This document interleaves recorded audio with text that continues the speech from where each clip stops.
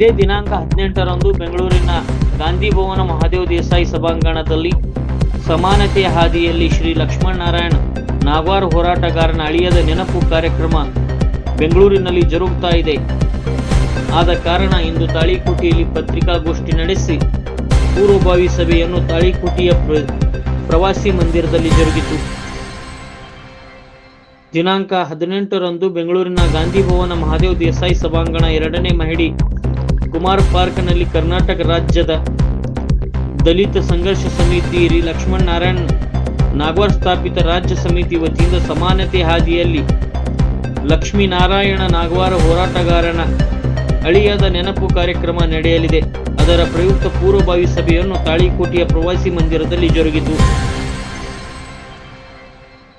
ಇದರ ಅಧ್ಯಕ್ಷತೆಯನ್ನು ದಲಿತ ಸಂಘರ್ಷ ಸಮಿತಿ ಸಂಘಟನೆಯ ಬೆಳಗಾವಿ ವಿಭಾಗೀಯ ಸಂಘಟನಾ ಸಂಚಾಲಕರು ಆದ ಶ್ರೀ ದೇವೇಂದ್ರ ಹಾದಿಮನಿ ವಹಿಸಿಕೊಂಡಿದ್ದರು. ಮುಖ್ಯ ಅತಿಥಿ ಸ್ಥಾನವನ್ನು ಶ್ರೀ ಪರಶುರಾಮ್ ಎಂ ಕಟ್ಟಿಮನಿ ಜಿಲ್ಲಾ ಸಂಘಟನೆಯ ಸಂಚಾಲಕರು ವಹಿಸಿಕೊಂಡಿದ್ದರು. ಈ ಕಾರ್ಯಕ್ರಮವನ್ನು ಉದ್ದೇಶಿಸಿ ಮಹೇಶ್ ಚಲವಾದಿ ಯುವ ಮುಖಂಡರು ಮಾತನಾಡಿ, ಲಕ್ಷ್ಮೀನಾರಾಯಣ ನಾಗವಾರ್ ಇವರು ನಮ್ಮನ್ನು ಅಗಲಿ 1 ವರ್ಷವಾಯಿತು. ಡಿಸೆಂಬರ್ 31ರಂದು ಕೊನೆ ಉಸಿರು ಎಳೆದ ಕರ್ನಾಟಕ ರಾಜ್ಯ ದಲಿತ ಸಂಘರ್ಷ ಸಮಿತಿಯ ಬಲಿಷ್ಠ ವ್ಯಕ್ತಿ ಅದು ಲಕ್ಷ್ಮೀನಾರಾಯಣ ನಾಗವಾರ್ ಎಂದರು. ಈ ನಾಗವಾರ ಬಣ ಕರ್ನಾಟಕ ರಾಜ್ಯ ದಲಿತ ಸಂಘರ್ಷ ಸಮಿತಿ ತಾಳಿಕೋಟೆಯಲ್ಲಿ ಬಲಿಷ್ಠವಾಗಿ ಬೆಳೆಯಬೇಕು. ಅದಕ್ಕೆ ನಿಮ್ಮೆಲ್ಲರ ಬೆಂಬಲ ಸಂಘಟನೆಗೆ ಕೊಡಬೇಕು ಎಂದು ಮಾತನಾಡಿದರು.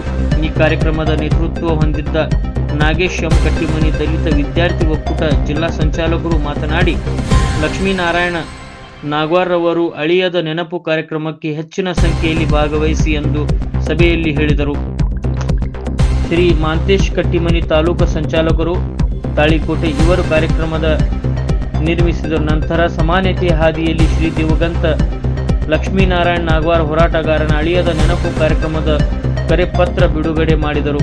ಈ ಸಂದರ್ಭದಲ್ಲಿ ಕಾಶಿನಾಥ್ ಕಾರಗ್ನೂರ್, ದೇವು ಗೊಟ್ಕೊಂಡಗಿ, ಭೀಮರಾವ್ ರತ್ನಾಕರ್, ಬಸವರಾಜ್ ಬಳಗಾನೂರ್, ಚಂದ್ರು ದೊಡಮನಿ, ಬಾಬು ಮಿಣಿಜ್ಗಿ, ಸಂಜೀವ್ ಉತಾಳೆ, ಕಾಶಿನಾಥ್ ದೊಡಮನಿ, ಪರಶುರಾಮ್ ನಾವದ್ಗಿ, ಯುವ ನಾಯಕ ಕಾಶಿನಾಥ್ ಕಟ್ಟಿಮನಿ, ಅಮೋಘ ಹಂದ್ರಾಳ್, ಚಬ್ನೂರ್, ಕಾಶಿನಾಥ್ ಅಡ್ಗಿನಾಳ್, ಮುನ್ನಾ ಉಣ್ಶಾಳ್ ಇತರರು ಭಾಗಿಯಾಗಿದ್ದರು. Bureau report, TL express news, Talikote.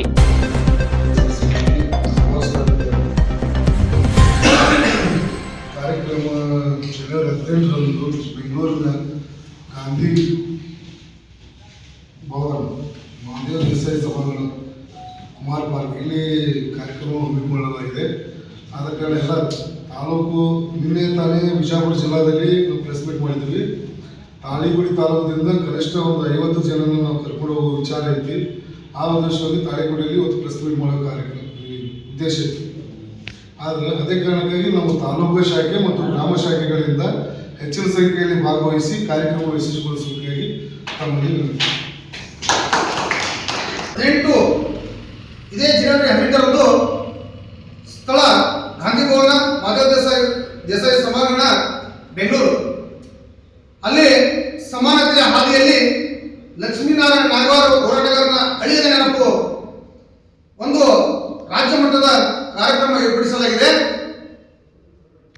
ಈ ತಾಳಿಕೋಟೆಯಿಂದ ಸುಮಾರು ಜನ ಆ ಕಾರ್ಯಕ್ರಮಕ್ಕೆ ಹೋಗಿ ನಾಗವಾರ ಅವರ ಒಂದು ಅಳಿಯದ ನೆನಪಿಸಿಕೊಳ್ಳೋದಕ್ಕೋಸ್ಕರ ನಾವೆಲ್ಲರೂ ಹೋಗಬೇಕು. ಅದಕ್ಕೆ ಇವತ್ತು ಕೂಡಿದಂತ ಎಲ್ಲ ನನ್ನ ಆತ್ಮೀಯರು ತಾಳಿಕೋಟೆಯಿಂದ ಸುಮಾರು ಜನರು ಅವರು ಪ್ರಯತ್ನಿಸೋಣ ಅಂತ ಮಾತನ್ನು ಹೇಳುತ್ತಾ, ತದನಂತರ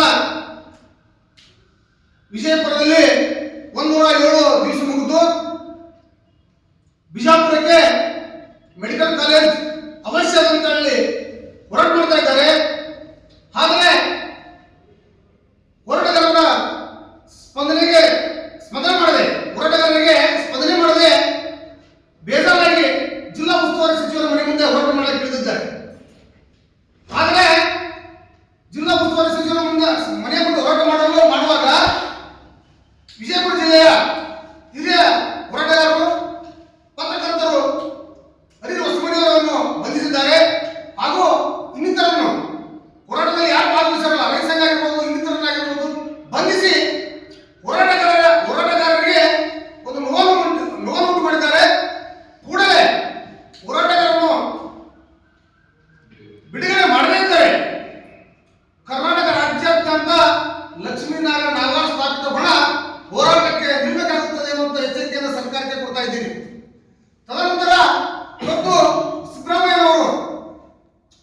ಸಿದ್ದರಾಮಯ್ಯನವರು ಸಿಎಂ ಆಗಬೇಕಾದ್ರೆ ದೀನ ದಲಿತರ ಅಲ್ಪಸಂಖ್ಯಾತರ ಪಾತ್ರ ಮಹತ್ವದ ಅಂತ ಗೊತ್ತಿದೆ. ಕರ್ನಾಟಕ ರಾಜ್ಯ ದಲಿತ ಸಂಘರ್ಷ ಸಮಿತಿ ಚುನಾವಣೆ ಪೂರ್ವದಲ್ಲಿ ನಾವು ಇಡೀ ರಾಜ್ಯಾದ್ಯಂತ ಈ ಪಕ್ಷಕ್ಕೆ ನಾವು ಸಪೋರ್ಟ್ ಮಾಡಿದ್ದೀವಿ. ಆದರೆ ಅವರು ಸಪೋರ್ಟ್ ಮಾಡಿ ಒಂದು ಸಿಎಂ ಆಗಿದ್ದಾರೆ. ಆದ್ರೂ ನಾವು ದಲಿತರು ಯಾವ ದಿಶೆಯಲ್ಲಿ ಇದ್ದೀವಿ ಅನ್ನೋದು ಅವ್ರ ಆತ್ಮಾವಲೋಕನ ಮಾಡಬೇಕಾಗಿದೆ. ಒಂದು ಮಾತನ್ನ ಹೇಳ್ತಾ ಇದ್ದೀನಿ, ಇಲ್ಲೇ ಉದ್ಯಮ ತಾಲೂಕು ಬಡೋಸಿ ಗ್ರಾಮದಲ್ಲಿ ನಮ್ಮ ದಲಿತ ಮಹಿಳೆ, ದಲಿತ ಬಾಲಕಿ, ಅವಳು ಇಷ್ಟಪಟ್ಟಂತವ್ರು ಮದುವೆ ಆಗಬೇಕು ಅಂತ ಇಷ್ಟಪಟ್ಟಾಗ ಮದುವೆ ಆಗಬೇಕು ಅಂತ ಕೇಳ್ಕೊಂಡಾಗ ಆಗುತ್ತೇನೆ ಅಂತೇಳಿ ನಂಬಿಸಿ ಅವಳಿಗೆ ಆ ಎಮ್ಮನಿಗೆ ಕೊಲೆ ಮಾಡಿದಂಥದ್ದು ಇನ್ನೂ ಗಾಯ ಮಾಡಿಲ್ಲ. ಅದರ ಹಿಂದೆ ಇವತ್ತು ಈ ರಾಜ್ಯದಲ್ಲಿ ಹುಬ್ಬಳ್ಳಿಯ ತಾಲೂಕಿನ ಇನಾಪುರ ವಿಧಾನಸೌಧದಲ್ಲಿ ದಲಿತ ಹೆಣ್ಣುಮಗಳು ಮಾನ್ಯ ಎಂಬ ದಲಿತ ಯುವಕರನ್ನು ಪ್ರೀತಿಸಿ ಮದುವೆಯಾಗಿದ್ದಾಳೆ. ಮದುವೆಯಾಗಿ ಸುಮಾರು ದಿವಸ ಗತಿಸೋಗಿದೆ. ಆ ಎಂಬ 7 ತಿಂಗಳ ಗರ್ಭಿಣಿಯನ್ನು ತಂದೆ ಅವರ ಸಹಚರರು ಹೋಗಿ ದಲಿತರ ಮನೆ ಹೊಕ್ಕು ತಾಯಿ ತಂದೆ ಸಣ್ಣ ಮಕ್ಕಳಿಗೆ ಕೂಡ ಅಪಾಯ ಒಳಪಡಿಸಿ ಆ ಮಾನ್ಯವನ್ನು ಕೊಲೆಯಾದಂತ ಉದಾಹರಣೆ ಕೂಡ ಈಗಿದೆ. ತದನಂತರ ಶಾಪುರ ತಾಲೂಕಿನಲ್ಲಿ 23/12/12 ಅಲ್ಲಿಯೂ ಕೂಡ ಶಾಪುರ ತಾಲೂಕಿನ ಜೇವನೊಳಗೆ ಕೊಲೆ ನಡೆದಿದೆ. ಈ ರಾಜ್ಯದಲ್ಲಿ ಇವತ್ತು ನಾವು ಯಾವ ದಿಶೆಯಲ್ಲಿದ್ದೀವಿ ಅಂತಂದು ಈ ನಮ್ಮ ನಾಡು ಸರ್ಕಾರಗಳು ಯೋಚನೆ ಮಾಡ್ತಾ ಇಲ್ಲ.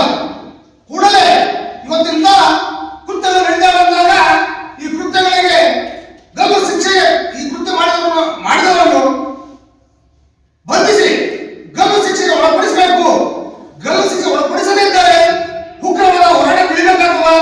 ಅದಕ್ಕೆ ಸರ್ಕಾರವು ಎಚ್ಚೆತ್ತುಕೊಂಡು ಇವತ್ತ ನಾವು ನಿಮ್ಮನ್ನು ಆಯ್ಕೆ ಮಾಡಿ ಸರ್ಕಾರ ಮಾಡಕ್ಕೆ ಹೆಚ್ಚಿದ್ದೀವಿ. ಆದ್ರೂ ನಮಗೆ ಪರಿಸ್ಥಿತಿ ಎಲ್ಲವೂ ತಿಳಿದಿದೆ.